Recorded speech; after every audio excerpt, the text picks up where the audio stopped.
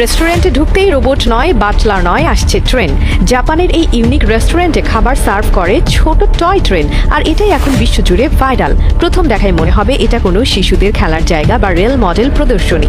চারপাশে rail line, স্টেশনের মতো স্টপেজ আর ছোট ছোট ট্রেন ঘুরে বেড়াচ্ছে নির্দিষ্ট পথে। কিন্তু একটু ভালো করে দেখলেই বোঝা যায় এই ট্রেনগুলোর উপরে রাখা প্লেট, বাটি আর পানির বোতল। হ্যাঁ, এটা হচ্ছে জাপানের এমন একটি রেস্টুরেন্ট যেখানে খাবার পরিবেশনের জন্য ওয়েটার বা রোবট নয়, ব্যবহার করা হয় টয় ট্রেন। এই রেস্টুরেন্টে কাস্টমার টেবিলের সামনে থাকে সরাসরি একটা ছোট রেল লাইন, যেটা রান্নাঘর পর্যন্ত চলে গেছে।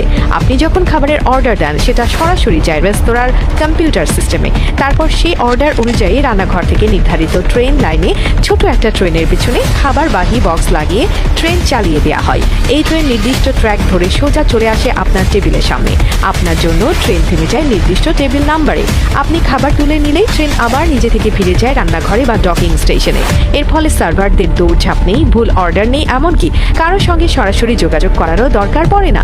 এই ব্যবস্থা কেবল ইউনিক না, বরং অত্যন্ত কার্যকর, কারণ এতে খাবার পরিবেশনের সময় অনেক কমে যায়, আর ভুল কম হয় এবং পরিষ্কার পরিচ্ছন্নতাও বজায় থাকে। কেউ কাউকে ছুঁয়ে দিচ্ছে না, কেউ কথা বলছে না, সবকিছু হচ্ছে স্বয়ংক্রিয়ভাবে প্রযুক্তি দিয়ে। এই রেস্টুরেন্টের পরিবেশও রেল স্টেশনের মতো করে সাজানো। দেয়ালে ট্রেনের টাইম টেবিল, টিকিট কাউন্টার, এমনকি অর্ডার রিসিটকেও বলা হয় ট্রেন টিকিট। শিশুদের জন্য তো বটেই, বড়দের কাছেও এটি এক নতুন অভিজ্ঞতা।